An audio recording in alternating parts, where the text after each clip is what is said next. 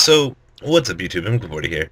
Someone evidently told me today that on a nonstop rant that you're better than me, so stop trying to help me.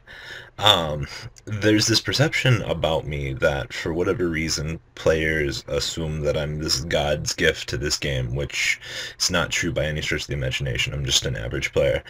Um, I have a checklist of certain quote-unquote pro players that, I like to play against, kind of for, personal stride. One of them's Darrell, one of them's Billy Brake, Silverman, Aaron Diaz, some of the ones that I have, O2 against Jeff Jones.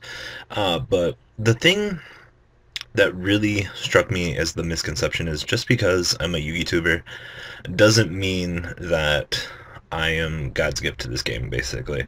Now, some of you guys have that perception of me. It's whatever. I can't change that because whatever happens, you guys are going to consider me a good player until the end. There are other players that know that I'm just pure garbage. I'd consider myself mediocre at best. But the thing is, I wanted to, kind of give some general input as to some of my mentalities and the way that I, think in terms of, how I play. The thing is, when you play against certain players, much like I've played against a few pro players in my time, and, like, I'll freeze up. I'm like I said, I'm normal. You don't know what to expect from players. The thing is, when you're playing against someone that you haven't played against, you should have a strategy already formulated in your head about how your expectation is, your vision of victory.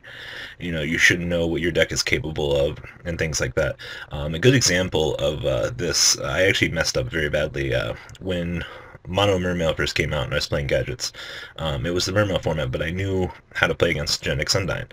I was actually really excited to play Jeff at the ARG Regional when I actually found out I was playing him. And I saw that he was playing Mono Mermail. I've never played against Mono Mermail at that point in time. And I was like, cool, new experience, I've never played against this.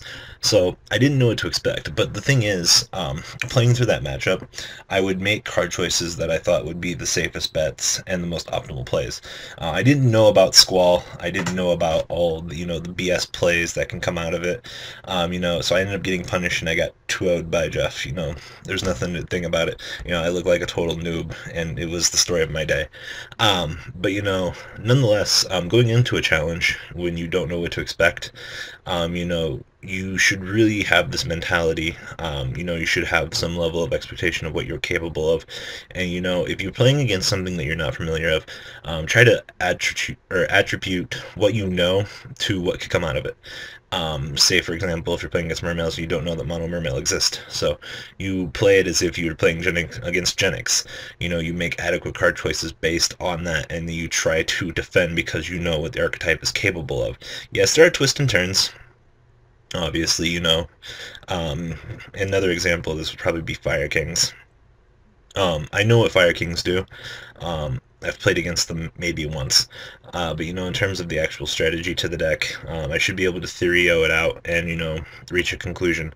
But when you're, like I said, once you're playing against the unknown, stay calm and drop gores. Someone will get that. But in all seriousness, like I said, if you're playing against something that you don't know about, stay calm. Formulate a strategy that you think, will attribute something to you. There are many decks that are still a mystery in this game. There are a lot of weird things that you can play against that can just totally knock you off balance. Trust me, it happens to me all the time. But that's my advice on playing against someone that is, on you consider a different skill level than you. Another example of this would be Indy. I actually played against Alistair Albans in top 32 of that YCS. The thing was, everyone told me that I was going to lose, and I'm not going to lie, I was expecting to lose too. I made a card choice, which was Marrowgeist at the time, against this card trooper, and I did the Marrowgeist. I was like, you know what, screw it, I'm going to lose anyway. So I went into Marrowgeist and bounced back the trooper to supplement him not drawing, and it actually forced him to lose the game because he couldn't get the additional draw to set up the resource. So think outside the box on certain situations. There are card choices where you wouldn't really think would be good, that would be good. In my top 16 match, the exact same scenario happened, but it was against an accelerator. for Yugioh. I was like, you know what, Marrow guy has to attack, bounce back, accelerator. You know, you can't combo up anymore because you can't recur back your guy that you need. You know, there are many card choices such as that you know you wouldn't think of normally, but they're there. This is also going to sound really weird, but really weird card choices. This is a key example. Um, Something that you wouldn't think would be good. Basically, you can take a deck to an event, such as, we'll go My Machine Gadget for Indy last year. I played one Grand Soil. Okay? Grand Soil only won me one game, but the fact that it was teched into the deck made things seem really weird to me. So it was a card that many players didn't expect, but the fact that it existed in the deck through, you know, the potential for players off balance because of its existence.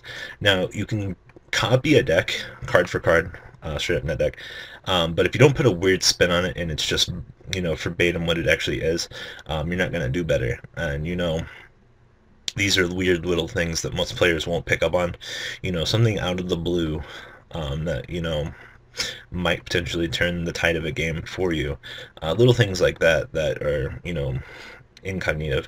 But, you know, guys, I'm not really that much better of a player than most players take me for. It's just, you know, the experience is on my side for certain matchups, you know, with gadgets, because I've played every format. My recommendation to you guys, if you guys want to get better at this game, play previous formats. Play the previous formats a lot. There are a lot of formats that have been similar to one another. Much like this format, I would consider close to Teledad. If you know you can handle Teledad at its peak, then you know you should be able to be fine in this format. So, just little things like that. That's my little advice to you guys. I do get cocky at times, obviously. Comes with the territory. You know, depends on who I'm playing against, what I'm playing against. You know, I still think that vampires are trash deck. You know, every deck has the potential to open up really good. But, you know, some players seem to, you know, not understand that. There are just some times where, in basic Therio, a deck can be complete garbage and lose. Then there will be times where said garbage deck can just open up amazingly and win games.